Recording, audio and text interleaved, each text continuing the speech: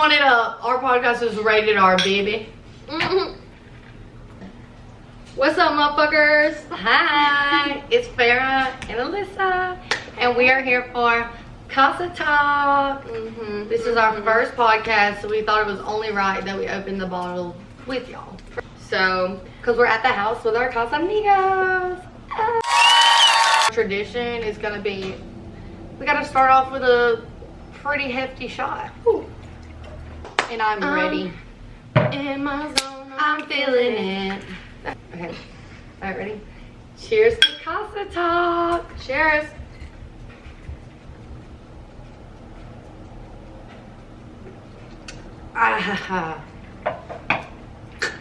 Sorry, we weren't prepared for that one. Not prepared. I didn't even finish it. You're a champ. Killer. I'll choke you, but I ain't no Killer, baby. This is Alyssa. Alyssa's a bartender by day. Other things, y'all will get to know a lot more about us, but exactly. we're just gonna give you the basics. I am an entrepreneur, Yeah. a jack of lots of trades, and I'm still looking for a good job. So Hit her up. because I'm an influencer, soon to be. I'm influenced by her. She influenced me. So I can influence you too. Dude, call 1-800-INFLUENCE if you want to be influenced by your girl, Farrah.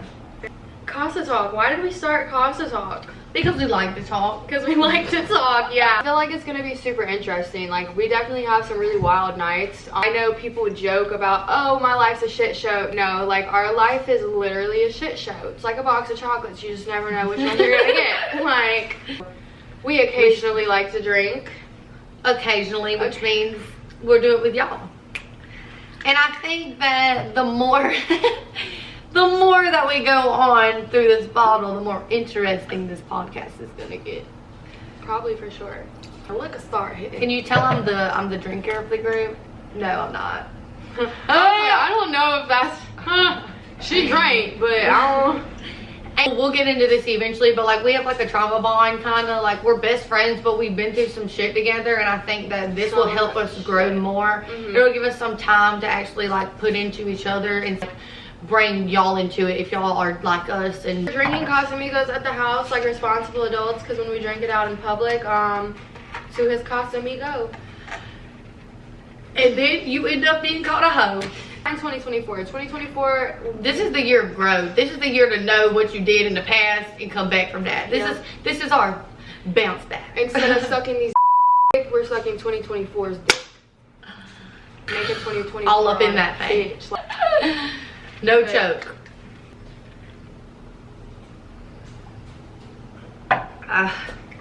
That's rough. So 3 words that I would use to describe you.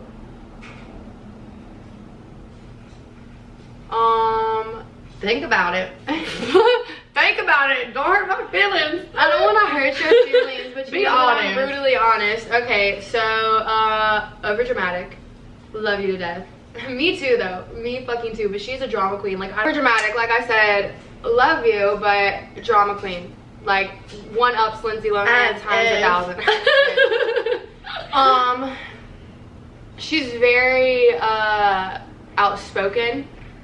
Like, not even under the influence. I mean, especially under the influence, but like even sober her, she's gonna speak her mind. Like, she thinks before she speaks, but like that shit'll come up like word vomit. Like, it's like off top, say something, and like not even in 0.5 seconds, Farrah's already got like a comeback, like ready, locked, and loaded. Like, don't yeah, fuck with that's her. probably one of my more toxic traits, but it's okay because that means I'm always in tune with something that's going on. I always can put myself into a situation if needed, but sometimes I'm not as informative as I think I am. Yeah.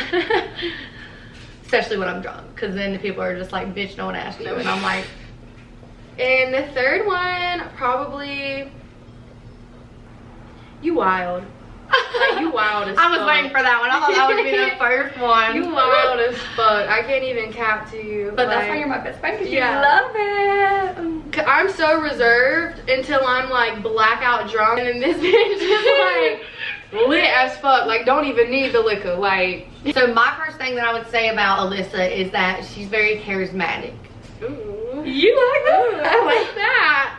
And the reason that she's charismatic is because, like, I feel like, I don't know how to explain it. Like, you're always, like, when somebody else is in a situation that's, like, a bad situation, but you have a situation that's worse than yours, you still kind of give them the time of the day. As if somebody else was in your situation, they wouldn't have that charismatic energy to, like, help somebody that needs help. You have that energy where, like, you could be, like, at your worst and you're gonna still try to build somebody up, and that means that you have charismatic energy. For me, maybe not for everybody else, but you do that. My second one, which is, this is a weird one, I don't want you to take this weird, but I'd say that you're charming. Yeah.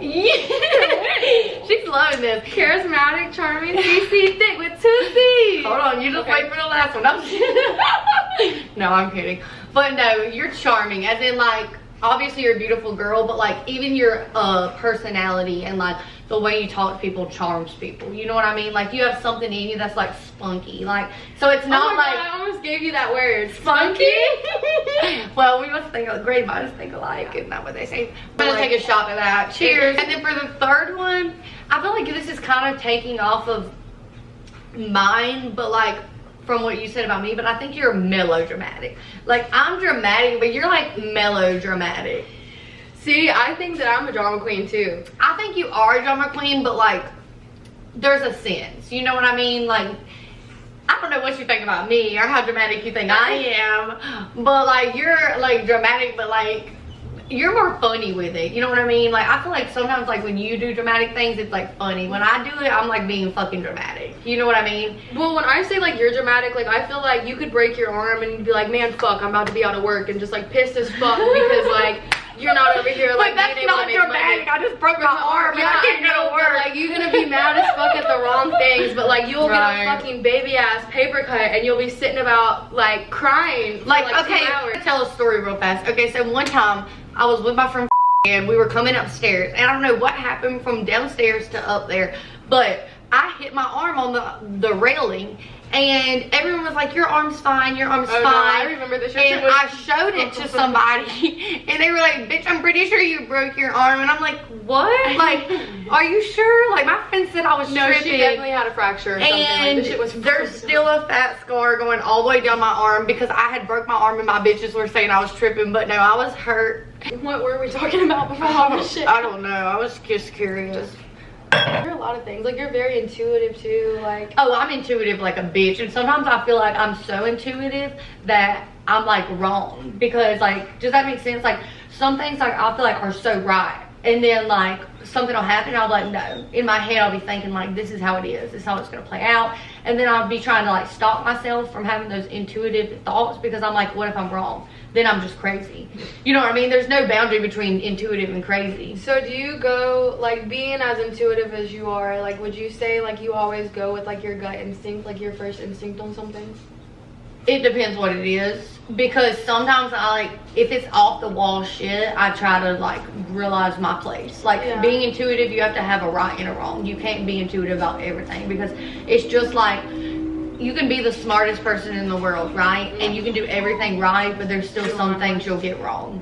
You know what I mean? And, like, I would rather not fail with that, because it's embarrassing to think, like, okay, I have this thought and I'm gonna act on it, but then I'm acting on this thought that's completely wrong, and then I look crazy as fuck at the end of it. But, like, that's like once in, like, a 50 chance that happens. Do you get more upset, like, so say you did something, you followed through with it, and, like, you look crazy? Do you think, like, personally you yourself look crazy, or are you more worried about what other individuals are looking at you as? I don't think it's what other people think. I think it's just that I don't want to consciously bug somebody with my problem if it's not real. You know what I mean? Like, you don't deserve to get this backlash from me if this situation isn't what I think it is. Okay. You know? And, like, I have acted on problems that have been false, but then I just, at the end of the day, I just go, not everybody's always right. Yeah. You know? But I'm not going to just stop trusting my intuition just because of it, you know? Yeah. Because that would just make me a giver-upper, and I'm just not a giver-upper. So. Cheers.